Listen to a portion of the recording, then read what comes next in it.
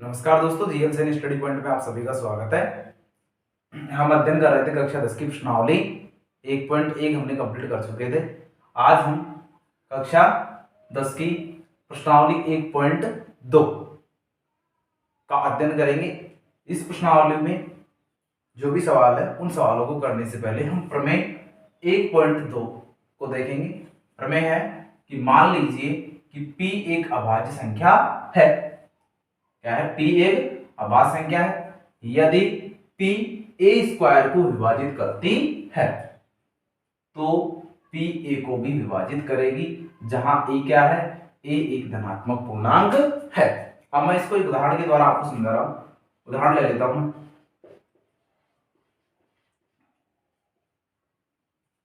इस प्रमेय को सिद्ध करेंगे उदाहरण के द्वारा। माना P बराबर मैंने कोई अभाज्य संख्या मान ली। मैंने मान ली 5 है। क्या मान लिया? 5 है। 5 एक अभाज्य संख्या है। और ये कह रहा है यदि P a स्क्वायर को विभाजित करती है तो P a को भी विभाजित करेंगे। इसका मतलब मैं a का मान लेता हूं।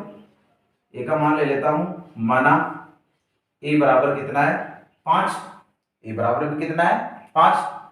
या फिर 5 मत मानो, a बराबर आप ले लो 25। कितना ले ले? 25। ठीक है, तो a स्क्वायर कितना होगा? तो a स्क्वायर हो जाएगा 25 का स्क्वायर। तो 25 का स्क्वायर करेंगे तो 25 का स्क्वायर 25 गुणा 25 तो कितना आ जाएगा? 625। तो a स्क्वायर का मान अपने पास कितना आ गया? 625। तो मैंने संख्या मान ली कि p एक अभाज्य संख्या है, तो p की जगह मैंने मान लिया 5। और a क्या है? एक धनात्मक पूर्णांक है, तो धनात्मक पूर्णांक मैंने मान लिया a बराबर 25। तो a स्क्वायर कितना होगा? इसका स्क्वायर कर देंगे 25 का, तो 25 का स्क्वायर कितना होता है? 625। अब ये कह रहा है यदि p a स्क्वायर को विभाजित कर रहा है तो देखो p का मान कितना है अपने पास, और p का मान तो 5 है और a स्क्वायर का मान है 625। तो 625 और बटे में मतलब a स्क्वायर और बटे में p करेंगे आप तो कितना आएगा? 625 बटा 5। इसका मतलब ये इसको विभाजित कर रहा है। विभाजित कर रहा है या नहीं कर रहा? कितनी बार कर रहा है? 5 एकम 5, 5 दूनी 10 और 5 5 25। इसका मतलब a स्क्वायर बटा p का मान कितना है अपने पास? 125। फिर कह रहा है इसका मतलब p a स्क्वायर को विभाजित कर रहा है तो p a को भी विभाजित करेगी, ये कह रहा है। अब देख लेते हैं। तो a बटा p का मान निकालेंगे। भाई a में p का भाग जा रहा है नहीं जा रहा, तो a का मान अपने पास कितना है? 25। a का मान कितना है? 25 और p का मान कितना अपने पास? 5। p का मान कितना है? 5। तो चेक कर लेते हैं तो कितनी बार भाग जाएगा? 5 बार। इसका मतलब जो प्रमेय कह रही है वो बिल्कुल सही है। प्रमेय का कथन बिल्कुल सही है कि यदि p एक अभाज्य संख्या है और a एक धनात्मक पूर्णांक है और p a स्क्वायर को विभाजित करती है, तो p a स्क्वायर को विभाजित कर रही है तो p a को भी विभाजित करेगी। ठीक है, तो ये अपने प्रमेय को मैंने उदाहरण के द्वारा सिद्ध कर लिया है।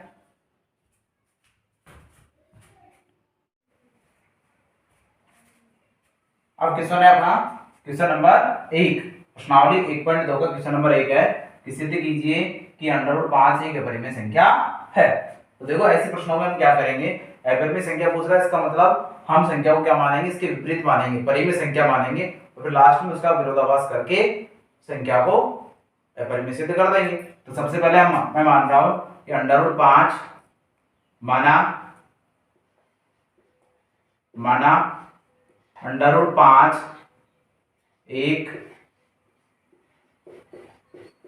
परिमेय संख्या है। परिमेय संख्या है।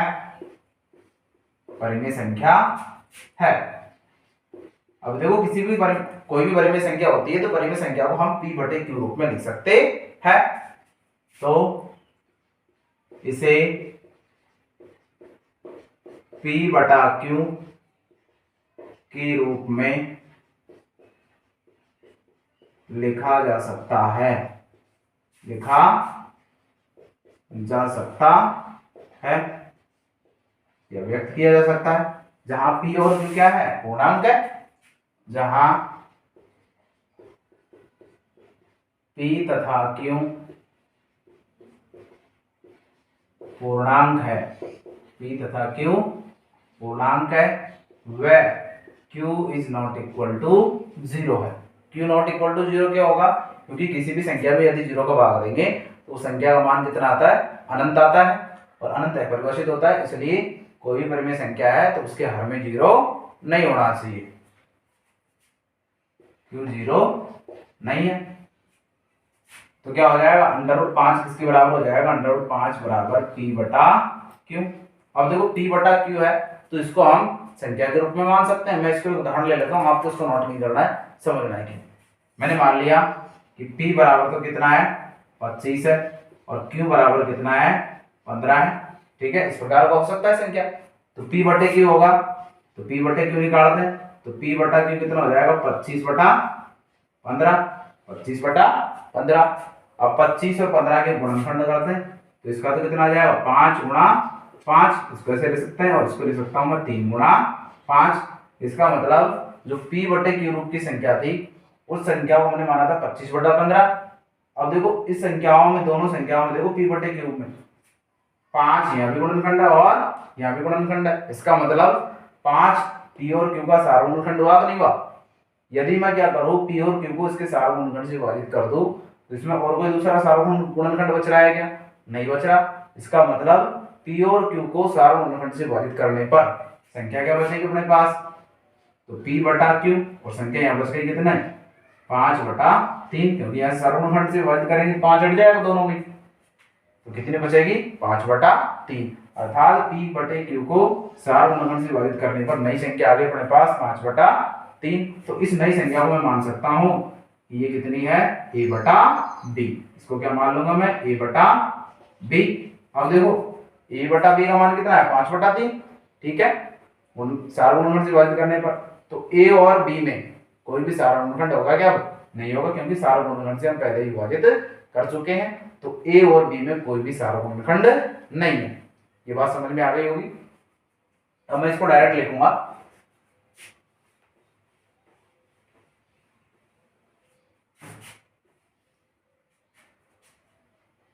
p तथा q को इनके सार्वगुणनखंड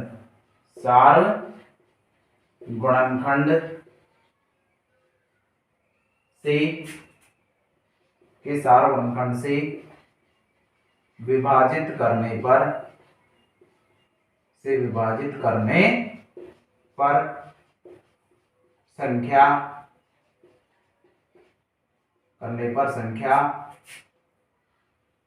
a बटा b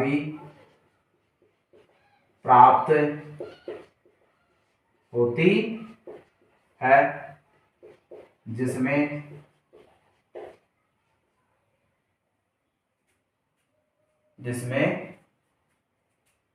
a तथा b का कोई भी सार्वगुणनखंड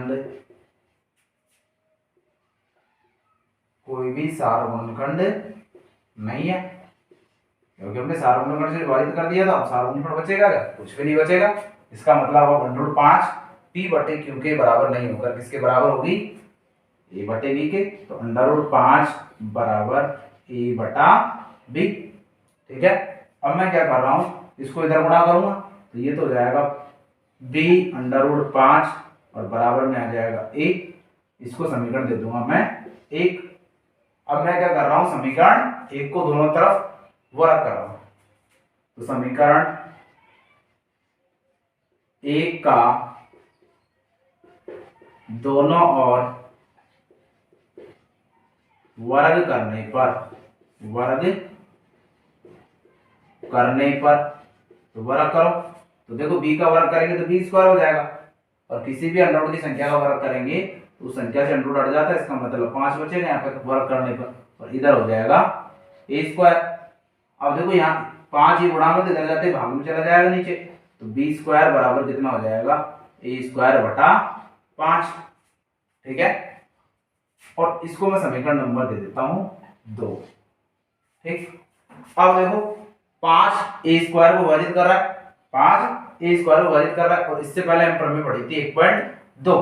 क्या थी प्रमेय कि पी ए का वास्तव संख्या है, पी ए स्क्वायर को विभाजित कर रहा है, इसका मतलब पी ए को भी विभाजित करेगा। तो पी की जगह कितना है 5, मतलब 5 ए स्क्वायर को विभाजित कर रहा है तो 5 ए को भी विभाजित करेगा, और विभाजित करेगा इसका मतलब 5 ए का गुणनखंड होगा कि नहीं होगा, 5 ए का गुणनखंड होगा। तो मैं सीधा लिख देता हूं 5 ए को विभाजित कर रहा है, इसका मतलब 5 ए का गुणनखंड है। अतः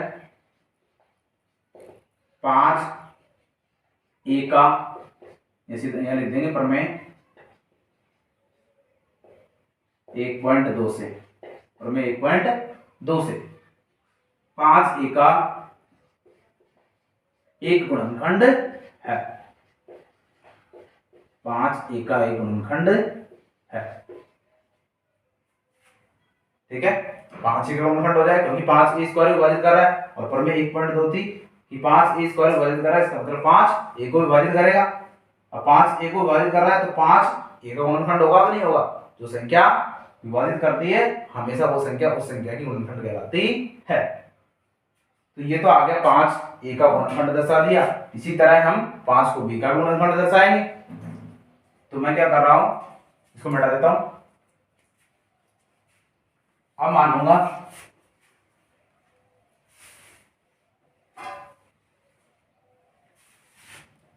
अब देखो समीकरण 2 है, समीकरण 2 क्या है, दोबारा लिख लेता हूं मैं इसकी 5 गुणा में बी स्क्वायर, ये अपनी समीकरण 2 है। अब इस समीकरण 2 में मैं क्या करूंगा, समीकरण 2 में ए स्क्वायर की जगह मानूंगा, ए स्क्वायर की जगह मानूंगा, कितना मानूंगा, इसके मल्टीपल में कितना है सामने 5, बी स्क्वायर गुणा में कितना है 5, तो आप बी स्क्वायर की जगह संख्या चेंज कर लेंगे और इसकी जगह 5 का 5 ही रखने देंगे। तो मैंने लिख लिया समीकरण 2 में ए बराबर 5c रखने पर, 5c रखने पर, तो इधर तो हो जाएगा 5 गुणा बी स्क्वायर, और इधर ए की जगह कितना लिखूंगा 5c, तो 5c और इसका स्क्वायर करूंगा, तो इधर तो है 5 बी स्क्वायर, और इधर 5 का स्क्वायर कितना हो गया 25, और c का स्क्वायर कितना हो गया c स्क्वायर।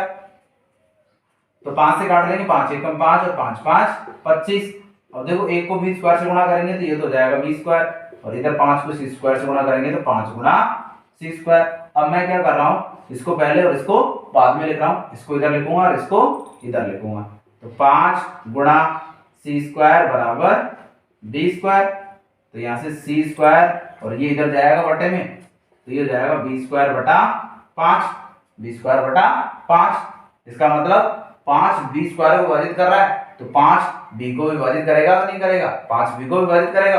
प्रमेय 1.2 से लिखूंगा डायरेक्ट, तो प्रमेय 1.2 से, प्रमेय 1.2 से, अब 5 बी स्क्वायर विभाजित कर रहा है, इसका मतलब 5 बी को विभाजित करेगा, तो 5 बी का गुणनखंड होगा कि नहीं होगा, बिल्कुल होगा। तो यहां लिख दूंगा, आता है 5 बी का एक गुणनखंड है, एक गुणनखंड है। अब देखो इससे पहले हम सिद्ध कर चुके 5 ए का एक गुणनखंड है, और यहां सिद्ध कर लिया कि 5 बी का एक गुणनखंड है, इसका मतलब 5 ए तथा बी दोनों का गुणनखंड हुआ कि नहीं हुआ, और ए और बी दोनों का गुणनखंड है, इसका मतलब 5 ए व बी का सारा गुणनखंड हो गया कि नहीं हुआ, हो गया। यहां लिख देंगे, इसलिए लिख देंगे चूंकि 5 ए तथा बी दोनों, 5 बी का गुणनखंड है, और पहले हम लिख चुके हैं 5 ए का गुणनखंड है, इसका मतलब 5 ए तथा बी का सारा गुणनखंड होगा कि नहीं होगा, होगा। तो लिख देंगे, इसलिए 5 ए तथा बी का सार गुणनखंड है,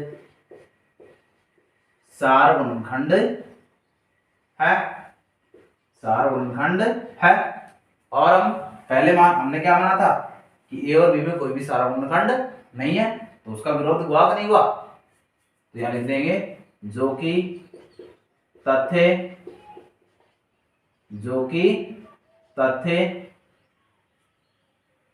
ए तथा बी में कोई भी सार गुणनखंड, ए तथा बी में कोई भी सार गुणनखंड नहीं है का विरोधाभास है,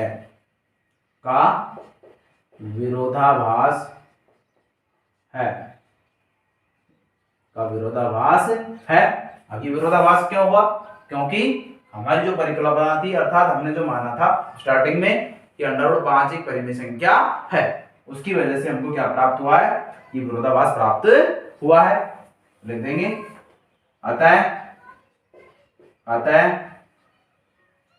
हमारी परिकल्पना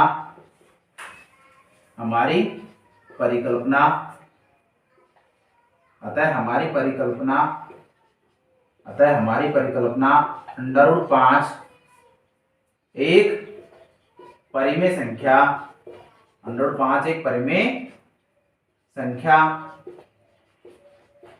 संख्या है, असत्य साबित होती है, असत्य साबित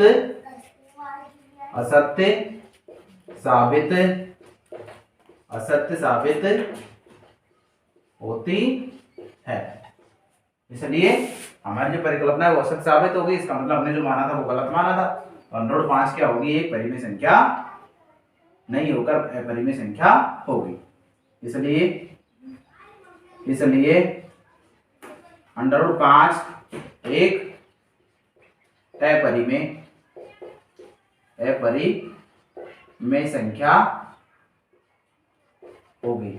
अपरिमेय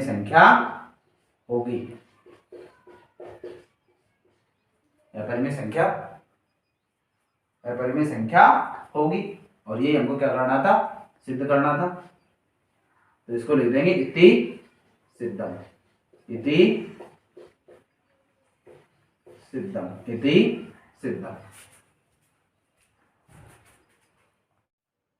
पहला प्रश्न अपना कंप्लीट हो गया था। दूसरा प्रश्न है कि सिद्ध कीजिए कि 3 + का 2 √5 एक अपरिमेय संख्या है। मतलब 3 + 2 √5 को हमको अपरिमेय संख्या सिद्ध करना है। तो इसको सॉल्यूशन कर लेते हैं। तो क्या करेंगे? इसका विपरीत मानेंगे। तो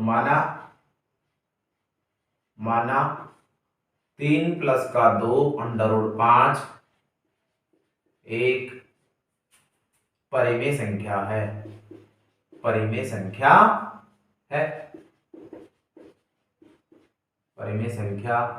है। अब देखो परिमेय संख्या है तो इसे p/a के रूप में लिख सकते हैं। तो इसे p/q के रूप में व्यक्त किया जा सकता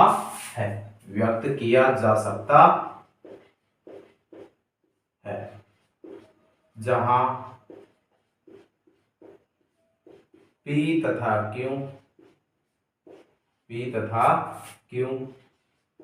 पूर्णांक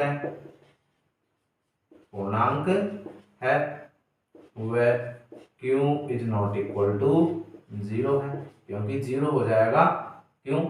तो ये पूरी संख्या अनंत पड़ जाएगी और अनंत एक अपरिभाषित संख्या होती है। तो देखो अब ये p/q के रूप में मान लिया हमने इसको, तो ये हो जाएगा इसके बराबर 3 + का 2 √5 किसके बराबर होगा? p/q के। अब देखो p/q है, इसका मतलब p और q में कोई उभयनिष्ठ वर्गखंड हो सकता है। तो मैं क्या कर रहा हूं? p और q को इनके उभयनिष्ठ वर्गखंड से भाग दे रहा हूं। तो अब भाग देंगे तो भाग देने के बाद में जो संख्या प्राप्त होगी उसमें कोई सार्वगुणनखंड होगा क्या? उसमें कोई भी सार्वगुणनखंड नहीं होगा। और जिसमें कोई भी सार्वगुणनखंड नहीं होता है तो ऐसी संख्याएं सहवास संख्याएं कहलाती है। तो मैं लिख देता हूं P तथा Q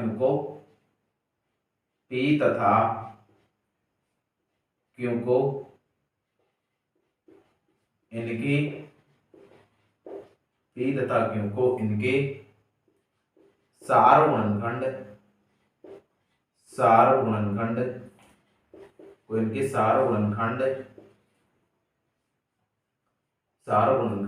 इसी को बोलते हैं वनिष्ठ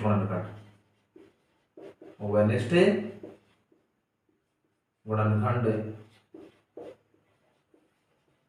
वनिष्ठ गुणनखंड से विभाजित करने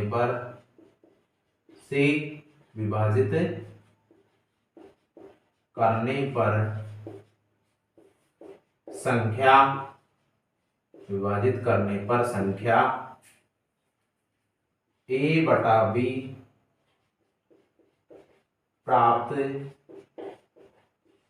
होती है, जिसमें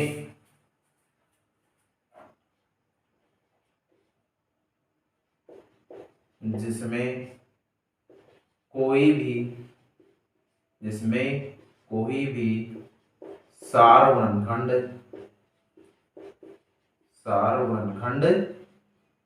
नहीं है। अब देखो P बटे Q रूप की जो संख्या होती है उनको हमने क्या कर दिया, P और Q को इनके सार गुणनखंड से विभाजित कर दिया। तो सार गुणनखंड से विभाजित करने पर हमको संख्या प्राप्त हुई A/B। अब A/B प्राप्त हुई है तो A/B में कोई सार गुणनखंड होगा क्या? कोई भी सार गुणनखंड नहीं होगा, क्योंकि पहले ही हम इनको सार गुणनखंड से विभाजित कर चुके हैं। और जहां A और B क्या हो जाएंगे, अब सहवास संख्याएं तथा A व B सहअभाज्य संख्याएं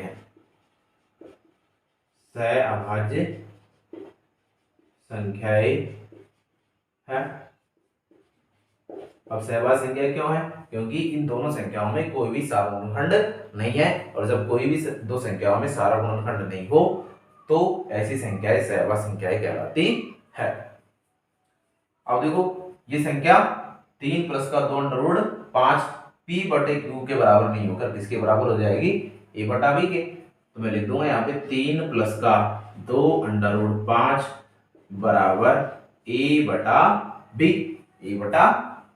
अब देखो यहाँ से मेरे को √5 का मान निकालना है, तो बाकी संख्याओं में पक्षांतर करके इधर भेज दूंगा। तो सबसे पहले मैं 3 को इधर भेज रहा हूँ, तो इधर तो बचेगा 2 √5 और बराबर में आ जाएगा A/B। अब 3 प्लस का था, इधर जाके किसका हो जाएगा? माइनस का। अब देखो यहाँ से 2 इसके गुणा में है, कोई भी चिन्ह नहीं, इसका मतलब गुणा में है। अब गुणा की जो संख्या होती है पक्षांतर करते हैं तो वो बटे में चल जाती है। तो यहाँ बचेगा √5 और इधर आ जाएगा A/B। अब देखो 2 इसके बटा में जाएगा तो इसके आगे 2 लगा देंगे, इसका मतलब A/2B माइनस 3 के बटे में भी जाएगा 2, तो 3/2 ये संख्या प्राप्त हो जाएगी। अब एक चीज देखो A, B, 3 और 2 ये सभी क्या है? पूर्णांक है। इसका मतलब पूर्णांकों को आप चाहे जोड़ो, चाहे घटाओ, चाहे भाग दो, तो हमेशा इनकी संक्रियाएं अर्थात जोड़ बाकी गुणा भाग से जो संख्या प्राप्त होगी वो हमेशा क्या होगी? परिमेय संख्या प्राप्त होगी। तो मैं लिख रहा हूं A, B व 3, 2 थोड़ा सा नीचे लिख देता हूं। A, B व 3, 2 पूर्णांक है, अतः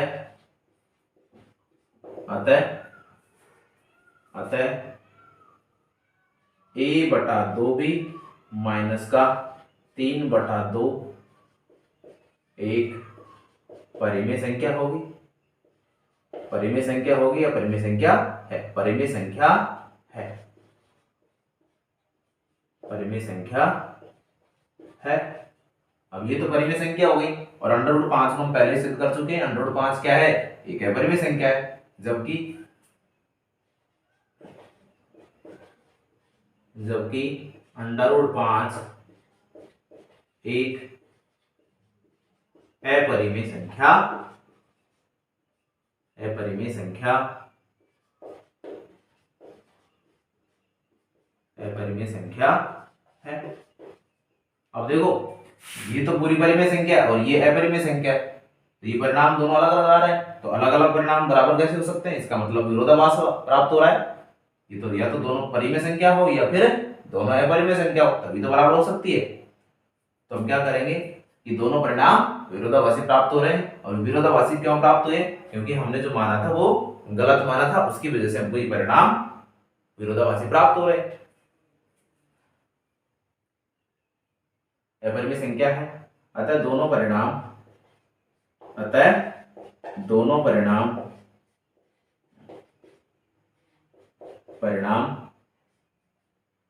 विरोधाभासी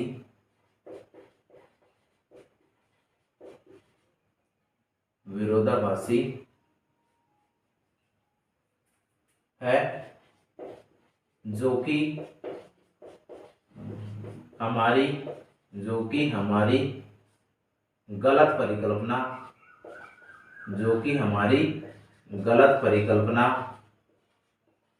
जो कि हमारी गलत परिकल्पना पे क्या थी कि 3 प्लस का 2 अंडर रूट 5 एक परिमेय संख्या है से प्राप्त हुआ है।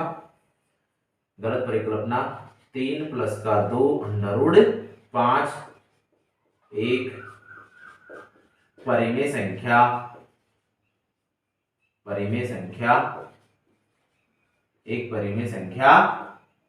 है से प्राप्त हुआ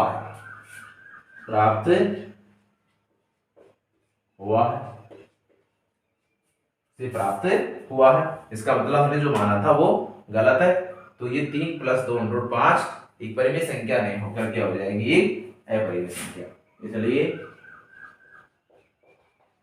इसलिए 3 प्लस का 2 अंडर रूट 5 एक अपरिमेय संख्या है। अपरिमेय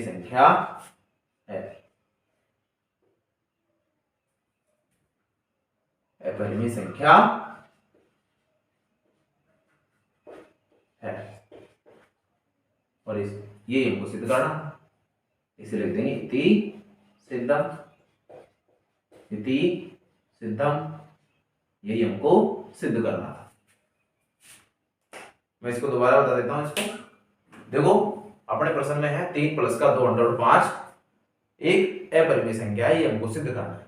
तो सबसे पहले मैंने इससे पहले वाले प्रश्न में बताया था, ऐसे प्रश्नों में हमको क्या करना पड़ेगा, जो अपरिमेय संख्या पूछ रहा है तो हमको इसका विपरीत मानना पड़ेगा।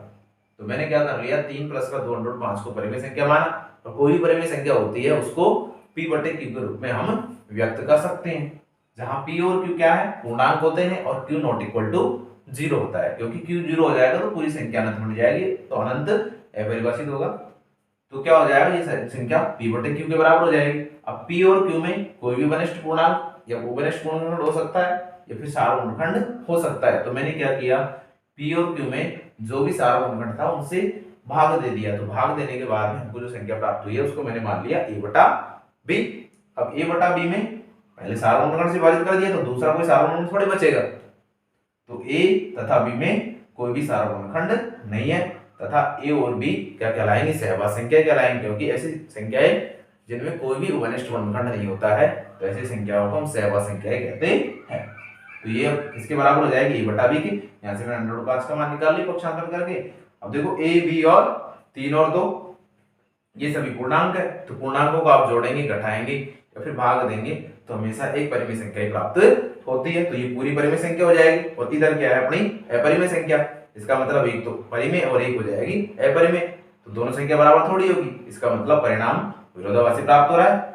और ये विरोधाभासी परिणाम क्यों प्राप्त हुआ? क्योंकि हमने जो माना था वो गलत माना था, इसकी वजह से हमको परिणाम गलत प्राप्त हुआ है, यह विरोधाभासी प्राप्त हुआ है। तो हमने गलत माना था, इसका मतलब गलत क्या माना था? 3 प्लस का 2 अंडर रूट 5 को हमने परिमेय संख्या माना था, तो ये परिमेय संख्या नहीं होकर क्या हो जाएगी? अपरिमेय संख्या होगी। ठीक है, तो ये अपना दूसरा प्रश्न कंप्लीट